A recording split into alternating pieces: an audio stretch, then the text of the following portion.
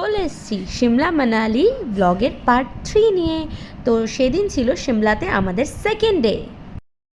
তো good morning guys. তো আজকে আমরা যাচ্ছি সিমলা ঘুরতে। এই যে আমার লুক আজকে, আর এই যে আজকে যেহেতু ওয়েদারটা একটু মেঘলা আছে, সো ঠান্ডা তো একটু আছেই। তো চলো যাওয়া যাক। আমরা এখন হোটেলের সামনে দাঁড়িয়ে, আমাদের গাড়ি আসছে, সবাই মিলে আমরা যাবো, খুব এনজয় হবে। চলো আজকে আমরা পুরো সিমলাটা ঘুরে দেখবো, দেন কালকে আমরা চলে যাবো মানালি। তো আমি তো খুব এক্সাইটেড তার জন্য, তো দেখা যাক। তো টাটা, দেখতে থাকো। আমরা বেরিয়ে গেছি ঘোরাঘুরির উদ্দেশ্যে। এই যে সবাই দেখো, হাই করো, হাই। তো চলো এবার যাওয়া যাক সিমলা। চলো লেটস গো। ইয়ে সবার এনজয় হচ্ছে কি নেই? একদম ফুল এনজয়। হাউ দ্য জোস?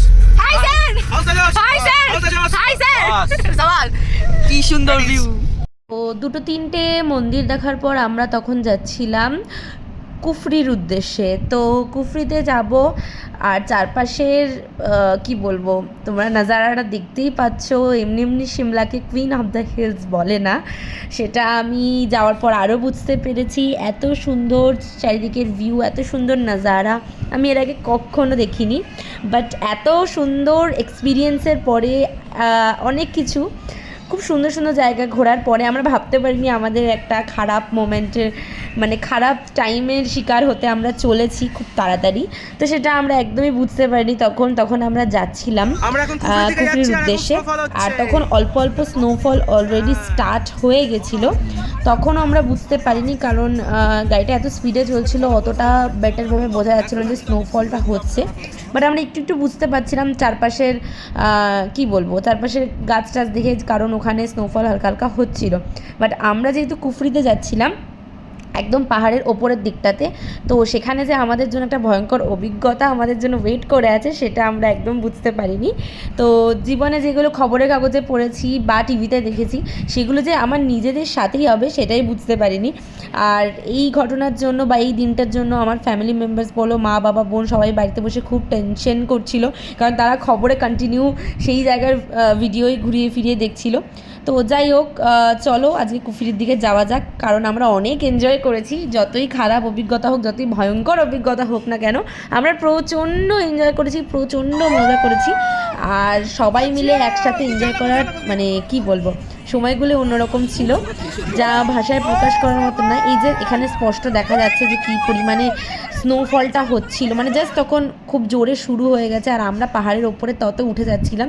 আর আমাদের ড্রাইভার যে ছিলেন, মানে লাকি ভাই, উনি এত ভালো মানে ড্রাইভ করেন, ওনার হাত সম্বন্ধে কোনো কিছু বলার স্পর্ধা আমার নেই, কারণ আজ সেই দিন ওনার জন্যই আমরা এক প্রকার বেঁচে গেছিলাম, না হলে অনেক অনেক অনেক খারাপ কিছু হতে পারতো আমাদের সাথে।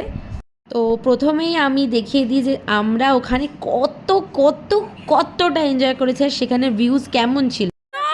দেখছো তোমরা, এত সুন্দর লাগছে না, কি বলবো। Yes, that's called view and that's called enjoyment. তো কুফরি যাওয়ার পথে আমরা স্নোফল পেয়ে গেছি। তো কেমন লাগছে সবাই? তো আমরা এখন রেডি প্রচুর ছবি ভিডিও তোলার জন্য, প্রচন্ড ভালো লাগছে। তো আমার চুল পুরো সাদা হয়ে গেছে, সবার চুল সাদা। তো চলো এখন, প্রচন্ড ভালো লাগছে। আর that is the view.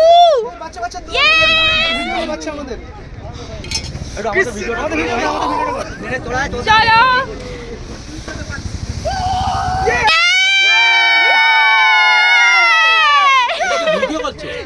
চারপাশের ওয়েদারটা, এগুলো পুরো স্নোতে ভর্তি হয়ে গেছে, তোমরা দেখতেই পাচ্ছ। প্রচন্ড এনজয় হচ্ছে।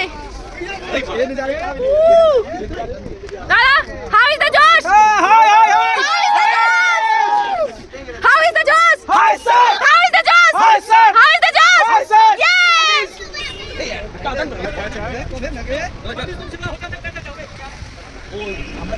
তোমরা দেখতেই পাচ্ছ আমরা কি পরিমাণে আনন্দ করেছি, আর এখানেই কিন্তু শেষ নয় আমাদের আনন্দ। এখানেও আরেকবার দাঁড় করিয়ে দিয়েছে, প্রচন্ড স্নোফল হচ্ছে, তোমরা দেখতেই পাচ্ছ।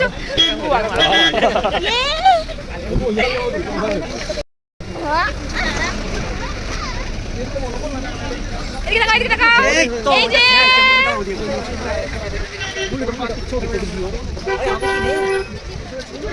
ভিউটা জাস্ট মারাত্মক লাগছে, বিভৎস সুন্দর, এত সুন্দর ভিউ না আর কি চাই। এত সুন্দর ভিউ, সত্যি বলছি খুব এনজয় করছি আমরা। This is not Norway, this is our India. Wow, খুব সুন্দর।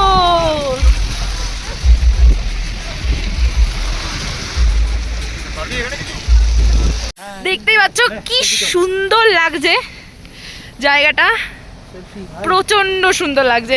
তো চলো, ওয়াও কি সুন্দর নজারা। একবার হাত ছড়া, এই গাড়িটা নেব। চমড়ি গাই কত সুন্দর রয়েছে, ওই তো বসে রয়েছে একটা সাদা চমড়ি সফল হচ্ছে, সফল। মানে ব্লগে কি বলবো, বিশ্বাস করো আমি জাস্ট খুঁজে পাচ্ছিলাম না, এতটা এতটা এতটা বিউটিফুল যে সেগুলো ভাষায় প্রকাশ করার মতন ছিল না আর কি। চারিপাশের মানে ভিউজ বলো, ওয়েদার বলো, এতটা সুন্দর ছিল। আর এরকম মারাত্মক স্নোফল, এরকম মারাত্মক তুষার ঝড় আমি মানে জীবনে কোনোদিনও পাইনি, আমি কেন আমরা কেউই পাইনি। যেগুলো মানে মোটামুটি আমরা সেদিন 5 ঘন্টার মতন ওখানে আটকে ছিলাম।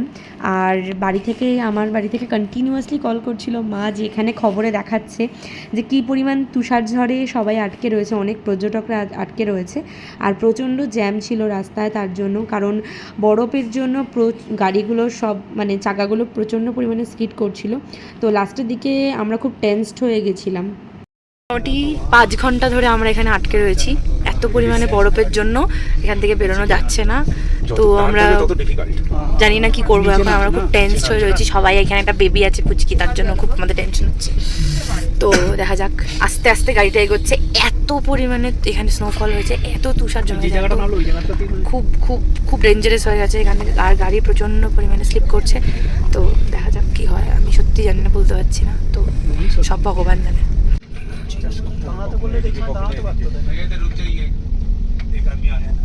रुकने वाला काम नहीं है दादा, मैंने गाड़ी तो फिर पहले ही बोलते ना रुक जाओ।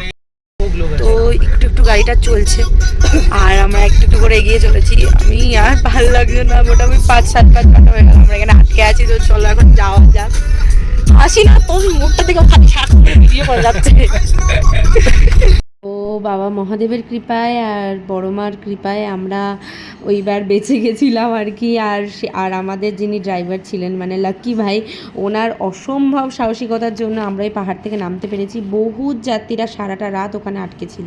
তো টাটা। সেদিন আর ভিডিও করার মতন অবস্থায় সত্যিই ছিলাম না। তো মোটামুটি হোটেলে যাওয়ার পর খাওয়া দাওয়া করে আমরা আড্ডা ফাড্ডা মেরে ঘুমিয়ে পড়েছিলাম, কারণ পরদিন আমরা যাচ্ছিলাম মানালি। তো টাটা।